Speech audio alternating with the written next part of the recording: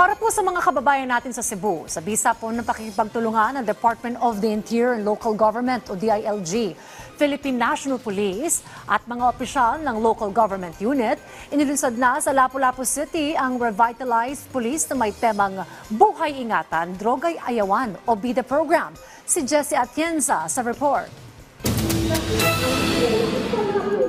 Sinong mag-aakala na ang dating palaboy at nalulong sa droga na si Roberto Plando Jr. ngayon maayos na ang pananamit at tumayo pa sa entablado sa harap ng libu-libong tao para ibahagi ang kanyang karanasan at pinagdaanan para lang malampasan ang matinding pagsubok sa buhay.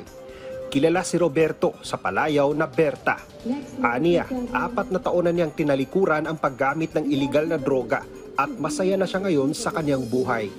Mabuti naman ang aking kalagayan ngayon at saka naliligayahan ako ng nagsasalita tungkol sa aking kagawasan sa pagtitake ng droga. So I'm happy. Ay nagpapahayag.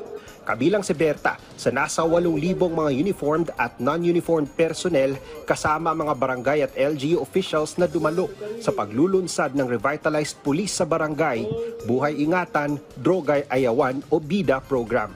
Sa pangunguna ng DILG at ng PNP na pinasinayaan ni PNP Chief Police General Romel Francisco Marbil. Layunin ng programa na mas mapalakas ang ugnayan ng mga ahensya ng pamahalaan at ng LGU, lalo na sa barangay level para sa kampanya laban sa iligal na droga. This is an advocacy campaign on Buhay Ingatan, Droga'y Ayawan with Revitalized Police, emphasizing the role of the PNP and the law enforcement in the campaign against illegal drug. Although, hindi pa rin nawawala yung the whole of nation approach namin. No? This was originally for insurgency. Unya nakita ang efficiency ani sa pag-fight sa kaning mga insurgents. So, dadto ni siya karon sa anti-illegal drug program na to wherein mas dako og role ang mga pulis sa barangay sa pag-analyze ug sa paghatag og mga responses kung unsa gyud root causes sa problema sa barangay in terms of illegal drugs. So, ikinatuwa naman ni Lapu-Lapu City Mayor Jonard Ahong Chan dahil napili ang lungsod bilang venue sa paglulunsad ng programa. Nangako din siya na patuloy ang kooperasyon ng kanilang LGU sa kapulisan, lalo't may bago silang itinalagang hepe sa lungsod para mapanatili ang laban kontra sa kriminalidad at sa mga iligal na aktibidad sa lungsod.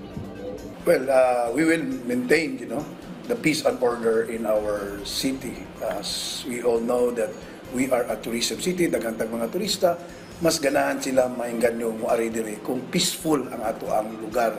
So ang atong direktiba sa ato ang kapulisan nga mamintinar ni, ang kahapsay o kalinaw sa ato ang syudad.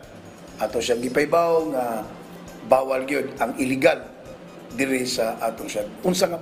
Bisag unsa nga matang basta illegal dili na welcome sa syudad sa Lapu-Lapu. Dumalo rin ang ilan sa mga kongresista sa aktibidad bilang suporta sa programa ng PNP at DILG.